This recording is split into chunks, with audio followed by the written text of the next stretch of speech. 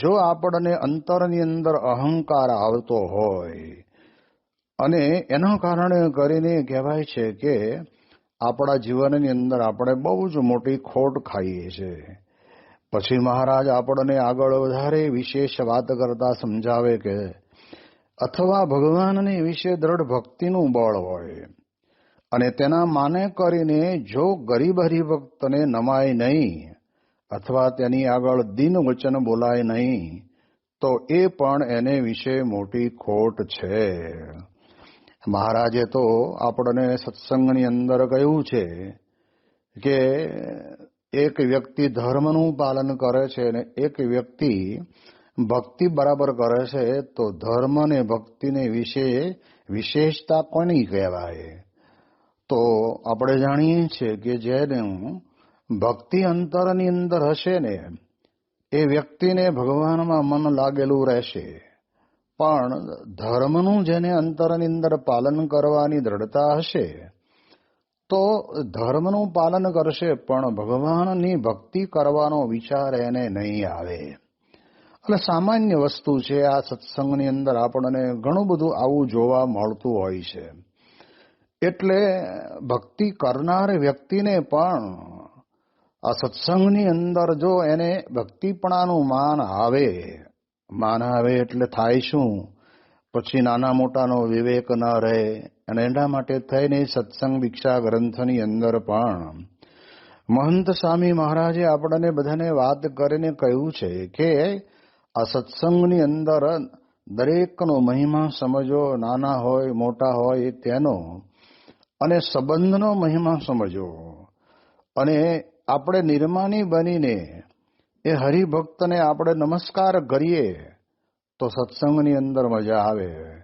પણ જ્યારે માન આવે છે ને ત્યારે યોગીજી મહારાજ પોતે કહેતા ને કે ગામડાની અંદર છોકરાઓને ઘરે મૂકીને પતિ પત્ની 2 જણા ખેતરમાં ગયા હશે અને કહ્યું છે કે તમને ભૂખ લાગે ત્યારે અહીંયા આગળ આ કોઠલાની અંદર રોટલા ને શાક ને છાશ ને બધું મૂક્યું છે, તમે ખાઈ લેજો. અને જ્યારે બપોરે જમવાનો ટાઈમ થયો ત્યારે ભૂલથી એ માટીનો બનાવેલો કોઠલો ખુલ્લો રહી ગયો હશે, એટલે એમાં મોટો બિલાડો બેઠેલો.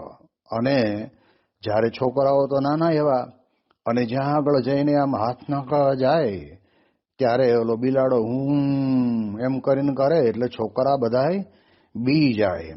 અને એને મનમાં એમ થાય કે મારું આ આપણને બચકું તો નહીં ભરે ને, અંદર પડેલું ભોજન છે અને લેવાનું જ છે, પણ અંદર એક બિલાડો બેઠો છે. એના કારણે કરીને ભૂખ્યા રહ્યા. અને સાંજ પડે જ્યારે એના છોકરાના મા બાપ આવ્યા ત્યારે કહ્યું કે અમે તો ભૂખ્યા છીએ. કે કેમ, તમને કહ્યું તો હતું. અને જ્યારે ત્યાં આગળ એ છોકરાનો બાપ ત્યાં જાય છે ને ત્યારે ખબર પડી કે આમાં તો બિલાડો બેઠો છે. અને એ બિલાડાને જેને કહેવાય લાકડી વડે કરીને કાઢ્યો. એમ સ્વામી કહે છે કે આપણા અંતરની અંદર પણ જો ભક્તિ કરતા હોઈએ પણ કોઈને નમાતું ન હોય તો મહંત સ્વામી મહારાજ એક બીજી પણ વાત કરે છે કે નમવાની વાત જ્યારે આવે ને ત્યારે કાંઈ આપણે નિત્ય પ્રત્યે એમને દંડવત કરવા એવું નથી, પણ એમની પાસે જે કંઈ ગુણો છે એના કરતાં હું તો ઘણો નાનો કહેવાય અને મારામાં તો ઘણા બધા અવગુણો પડ્યા છે. અને આવા સંતને નમવાથી મારામાં પણ અવગુણો નીકળી જાય અને મારામાં ગુણો આવે, એવી પ્રકારનો આપણને વિચાર આપે છે. તો અહીંયા આગળ કહે છે કે ભક્તિ કરતા હોઈએ, ભગવાનને હાર બનાવીને પહેરાવે, રોજ ટાઈમ થાય એટલે આવી જ જાય, હાર બની જ જાય.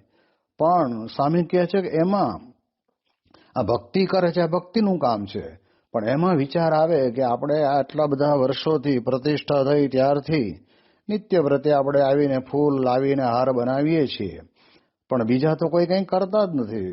અને પ્રસાદનું ટાણું હોય કે જમવાનો ટાઈમ હોય ત્યારે ગમે ત્યાંથી આવી ગયા હોય. આવો પણ વિચાર આપણા અંતરની અંદર આવે, કારણ કે આપણે હજુ ગુણાતીત ભાવને, અક્ષર બ્રહ્મના ભાવને પામ્યા નથી. એના અક્ષર બ્રહ્મના સાધર્મપણાને જો પામ્યા હોય તો પછી તો આપણને બધું દિવ્ય દિવ્ય ને દિવ્ય જ લાગે. એમ સ્વામી કહે છે કે જેમ ચોમાસાની અંદર વરસાદ એક પડે ને 2-4 દિવસ પછી આખી પૃથ્વી જેટલી જમીન પૃથ્વી ઉપર દેખાય ને બધી જ હરિયાળી બની જાય, એમ સત્સંગની અંદર પણ આપણે આવ્યા પછી આપણા જીવનની અંદર પણ આપણું સત્સંગ હરિયાળો બની જવો જોઈએ.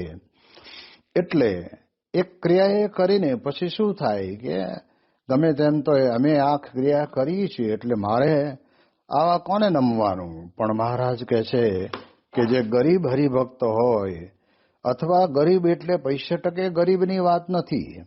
મહારાજ એવું કહેવા માંગે છે કે જેના જીવનની અંદર ભૂલમાનસાઈ પડી હોય, કોઈ ગમે તેવા 2-4 શબ્દો કહી જાય તો પણ ક્યારેય ઉકારો ટુકારો કરે નહીં, સામે બાથડવાનો પણ સંકલ્પ ન થતો હોય, એટલે ગુણે કરીને ગરીબ, એટલે એમાં બીજી કોઈ પણ પ્રકારના અવગુણ ના હોય, એવો ગુણિયલ હોય એને જ્યારે ન નમે ત્યારે એને એની આગળ જઈને દીન વચન ન બોલાય. આ બહુ મહારાજ કેટલા અદ્ભુત શબ્દ વાપરે છે કે દાસી થઈ તું રહેજે દીન દયાળની, નીચી ટેલ મળે તો માને મોટા ભાગ્ય જો, ભવબ્રહ્માદિકને મળતી નથી, પુરુષોત્તમ પાસે બેઠાની જાગજો. આ મુક્તાનંદ સ્વામીનું બનાવેલું અદ્ભુત કીર્તન, દાસી થઈ તું રહેજે દીન દયાળની.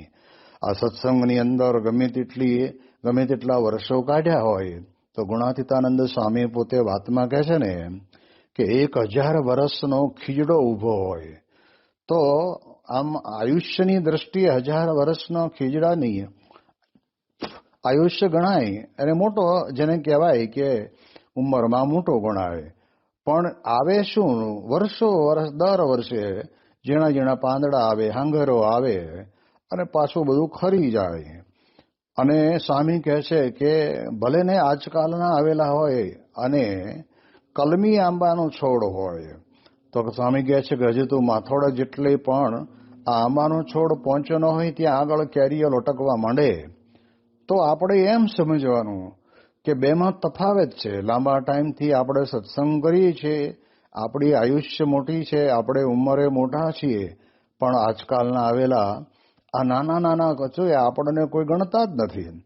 એવું જ્યારે આપણા અંતરની અંદર થાય છે ત્યારે આપણે એમ સમજવાનું કે એ પણ આપણામાં બહુ જ મોટી ખોટ છે.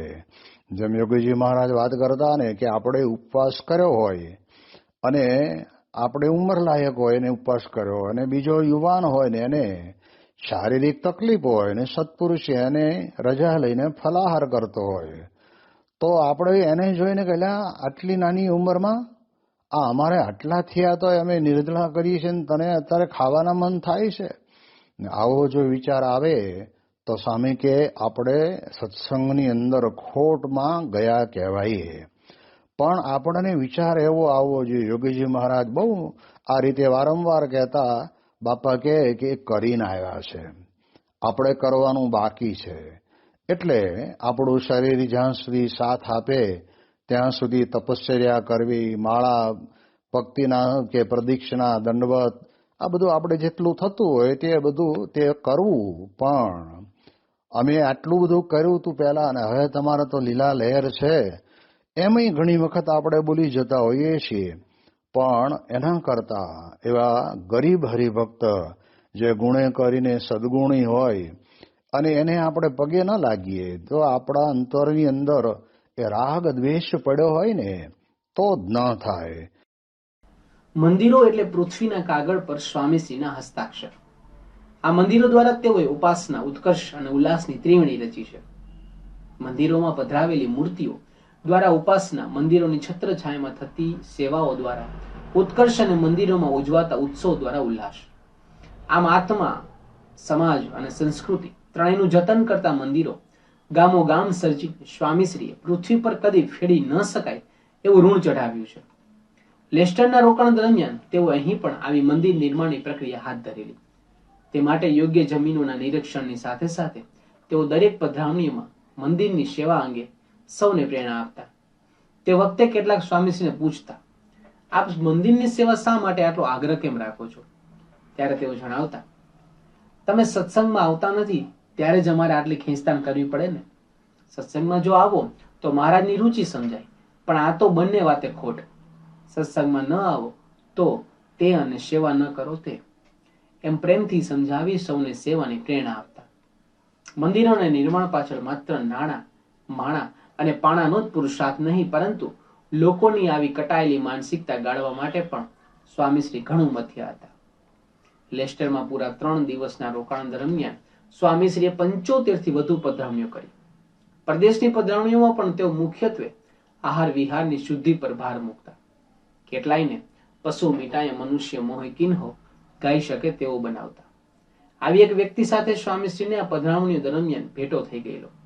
નામ તો હતું એમનું ઈશ્વર, પણ થઈ ગયા હતા પ્યાલીને પરવશ. 4 વર્ષના હતા ત્યારથી ઢીંચવાનું શીખી ગયેલા. તેઓ સ્વામીશ્રીને મળ્યા ત્યારે 55 પહોંચેલા. રોજ દારૂ ગટગટ આવતા તેઓને સ્વામીશ્રીએ જરા કડકાઈથી આ બધી છોડવા સમજાયું. તેઓના દીકરાને પણ કહ્યું કે તમારે ન પીએ તેનું ધ્યાન રાખવું. આ તો જન્મ્યા પછી વળગ્યું છે, માટે પ્રયત્ન કરીએ તો છૂટી જાય. જન્મ્યા પહેલા તો દારૂ નહોતા પીતા ને. જ્યાં સ્વામીશ્રી આમ દલીલ કરી ત્યાં નબીરો બોલ્યો, મારા પિતા ને એમના પિતા પણ પીતા હતા. આવી બોધી વાત સાંભળી સ્વામીશ્રી મૂળ સોતી ડાળને પણ ખંખેરી, બાપ સાથે બેટાને પણ ઠમઠોર્યું. આમ પધરામણીમાં એક અંતિમે આવા નંગ રહેતા, તો બીજે છેડે ભક્ત માળમાં પરવાય એવા મણકા પણ મળી આવતા. પધરામણીના ક્રમમાં સ્વામીશ્રી એક ભક્તના ઘેર પગલા પાડવાના હતા. ઘર આંગણે આવેલા આ સપરમાં અવસરે એ હરિભક્તે એવું પણ લીધેલું કે સ્વામીશ્રી બાપા પધારે પછી જ મોંમાં કણ મૂકો, પરંતુ સોની સેનાને કસે તેમ ભગવાન ભક્તને કળશીમાં લે તે મુજબ આ ભક્તના ઘેર સ્વામીશ્રીને પધરામણીનો મેળ છેક રાત્રે 11:15 વાગે પડ્યો. છતાં ત્યાં સુધી તે ભક્ત ભૂખ્યા રહેલા. સ્વામીશ્રી તેઓની આવી ટેકથી ઘણા રાજી થયા. તેઓ ઉતારે આવી સ્વહસ્તે તે ભક્ત માટે પ્રસાદી મોકલી આપી. તે જોઈ હરિભક્તની આંખોમાં જળજળિયા આવી ગયા. સ્વામીશ્રીનો પ્રેમ અને પ્રસાદ આરોગતા તેઓનું મન ગાઈ રહ્યું, મોહન વરને હાથે મુજને મોજ મળી રહે. આમ સ્વામીશ્રીનો કૃપા પ્રસાદ ખાતા ખાતા સમય ક્યાં સરકી ગયો તેનો કોઈને ખ્યાલ ન રહ્યો અને લેસ્ટર ખાતે છેલ્લી સભા આવી પહોંચી. આ સભા વેઝલી હોલમાં જાહેર સભા રૂપે યોજેલી. તેમાં ઉપસ્થિત સૌને સ્વામીશ્રી આશીર્વાદનો અમૃત પીવડાવવા કહ્યું. આપણે પરદેશમાં વસ્યા છીએ, ત્યાં સંગઠન ભાવ હશે તો સારી રીતે રહેવાશે. વિઘ્ન કરવાથી તો અપયશ પ્રાપ્ત થશે. સહકાર આપીશું તો આપણે ઉન્નતિ છે. દરેકનું સારું ઈચ્છીશું તો આપણું સારું થશે. સભા બાદ સ્વામીશ્રી 6 પધરામણીઓ કરી ઉતારે પધાર્યા. અહીં ભોજન કરીને મીટિંગમાં બિરાજ્યા. આ મેરેથોન મીટિંગ રાત્રે 1:30 વાગ્યા સુધી ચાલી. તે પછી સ્વામીશ્રી 2 વાગ્યે આરામમાં પધાર્યા. સૌ સૂતા હોય ત્યારે સૌની ચિંતા કરતા સ્વામીશ્રી જાગતા રહેતા. લેસ્ટરના રોકાણ દરમિયાન તારીખ 18 ઓગસ્ટથી અધિક માસનો પ્રારંભ થઈ રહેલો. તે નિમિત્તે સ્વામીશ્રી અધિક તપવ્રત માટે એકટાણા કરવાનું નક્કી કર્યું. આ બાબતે સંતો તથા ભક્તોએ તેઓને વિનંતી કરી કે આપણે વિચરણનો ભીડો ઘણો રહે છે. કથા વાર્તા પધરામણી પણ ધમધોકાર ચાલતી રહે છે, તેથી આપ જમવાનું રાખો તો સારું. પણ મહારાજ સ્વામી ચલાવશે બધું, એમ ટૂંકો ઉત્તર વાળી સ્વામીશ્રીએ પોતાનો નિર્ણય અફર રાખ્યો.